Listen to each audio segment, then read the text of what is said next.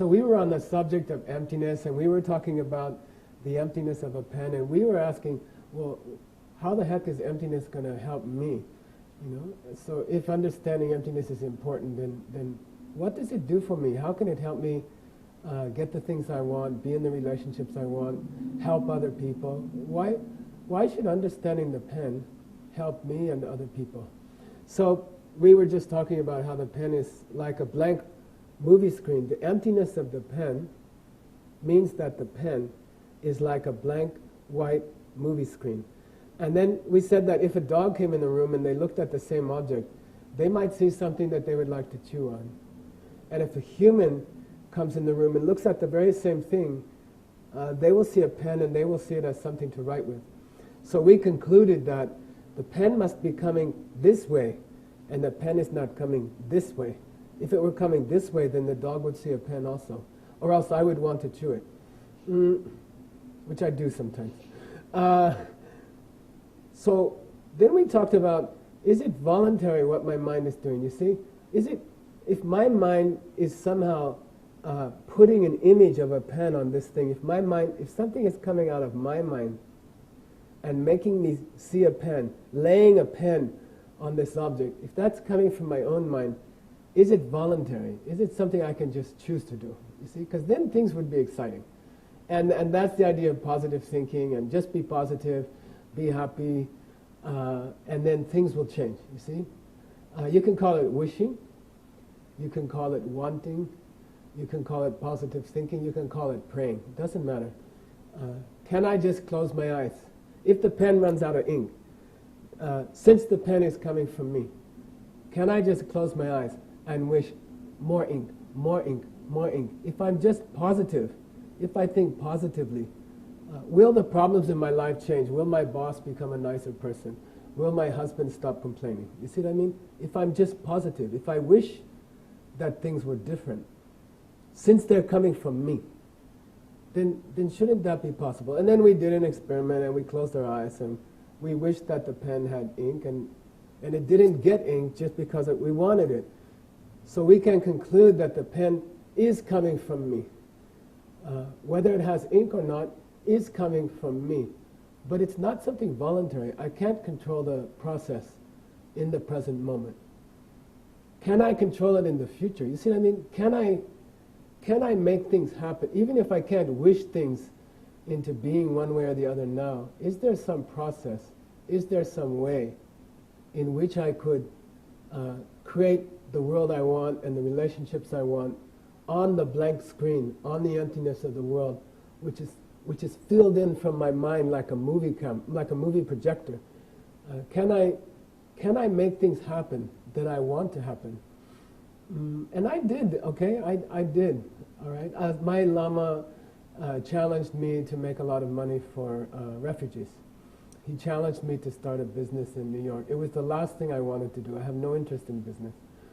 But he said, as an experiment, in the understanding of emptiness, you see if you can sculpt or create a future. Can you make money using the principles we taught you? And we'll give the money away. We'll give it to poor people, okay?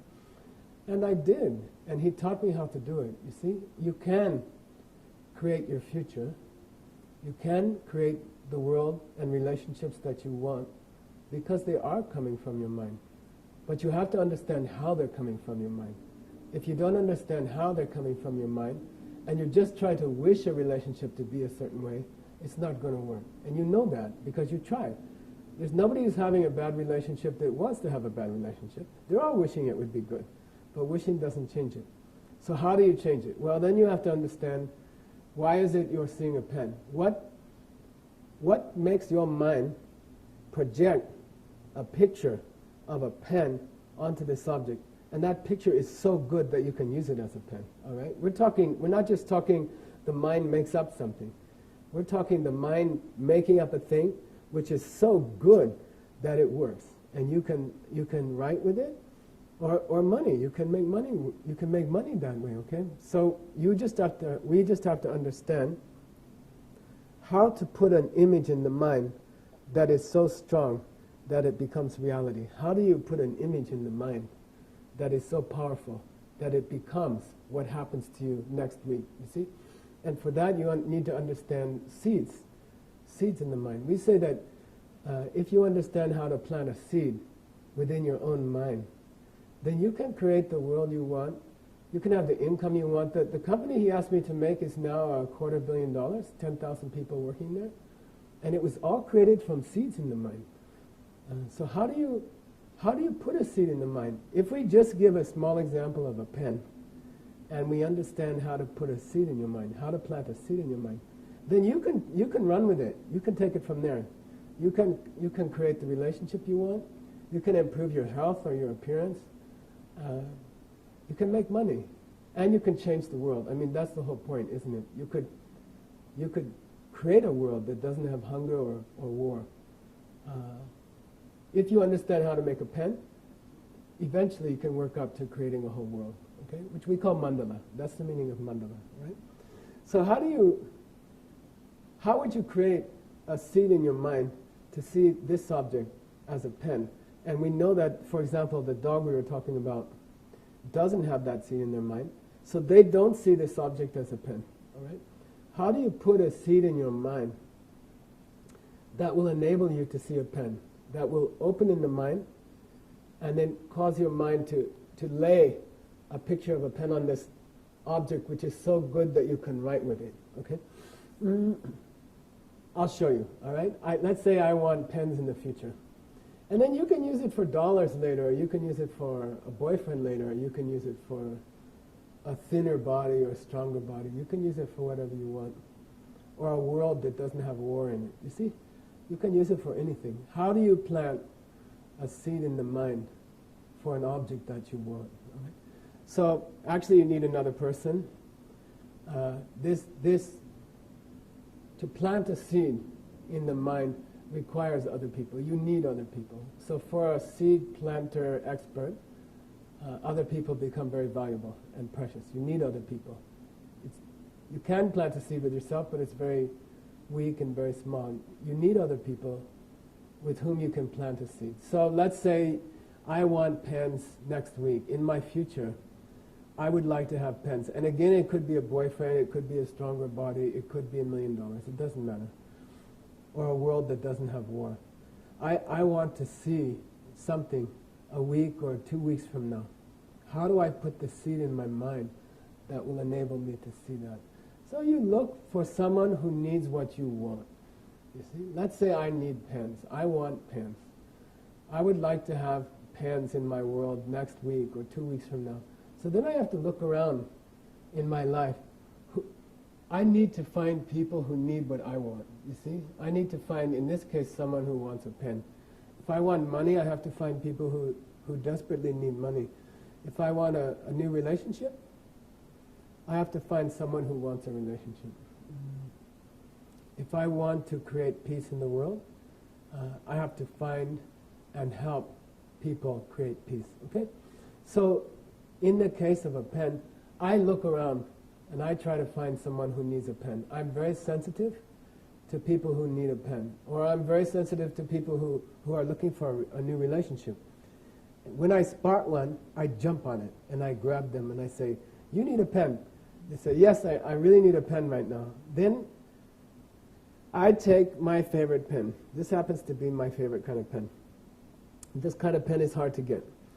It's from Japan, and I really like them. So I take my favorite pen and I say, okay, I understand you need a pen. Then I slowly offer it to them, okay? My hand, by the way, my mind is watching my hand, right? I am watching one hand with a pen that is approaching another. This is the other person's hand. And my mind is like a video camera. My mind is watching my hand go down to the other person's hand. And then there's a very crucial moment when the pen touches the other person's hand. And with the thought that I would like them to have the pen because they need the pen right now. Watch. I release the pen. I let go. And that's called giving. That action, that moment of thinking they need this thing and I will give it to them. And you release you hold on your own pen. After you release it, it's not yours anymore. It becomes theirs. It is a very profound moment. Mine, mine, mine, mine, yours. When I go from mine to yours, when I think this pen is no longer mine, now this pen is yours, that perception, that thought plants a seed in my mind for a pen. All right? That's cool. That's really cool. That moment of thought puts a seed for a pen in my mind. Then you should ask me a question. You should say, what's the point? You know, you already have a pen. Why go give a pen if you're putting a seed in your mind for a pen? Why not just keep the pen? You see, that means you don't really understand the nature of seeds. Seeds are amazing. Think about the seed which created your body. Okay, there was a little tiny thing, looks like a tadpole, sperm from your father. And then there was a little thing that looks like a donut, or I don't know what it looks like. It's the egg from your mother, right? And the red egg and the white sperm. And then they meet. It's only a few cells. Meet each other at your conception. And then for 50, 60, 70 years, your body is sustained by those few cells. Those seeds, those two seeds, are strong enough. They have some amazing, miraculous power within the two seeds that for 50, 60, 70 years, all of the cells of your body, trillions upon trillions of cells, even at any given moment, are created from the two. The same is true of mental seeds, okay? Don't think it's less than that. Putting inside of my mind a single seed for a pen, okay? I give somebody a pen. When I release the pen, a single seed is planted within my mind. And then you have to get the feeling of how strong that is. That seed will grow in the same way that an acorn grows into an oak tree. It's not that I get one pen back in my life by offering someone else a pen. When I offer someone else a pen, and a single seed is planted in my mind, then that multiplies in the subconscious. Over time, that single seed multiplies constantly. And then many, many pens will come back to me. You see, because pens don't come back to me. It's that seeds are planted in my mind to see an object as a pen. And then that happens over and over again. That seed will be repeated over and over again. Okay, so pens are not so important. But what about if you wanted a relationship that was sustained? The relationship wouldn't go through that normal thing where it's really nice in the beginning and then it starts to go downhill. If you understood the seeds which created a relationship, then you could make a relationship which got better every year and sweeter every year. So let's talk about that next.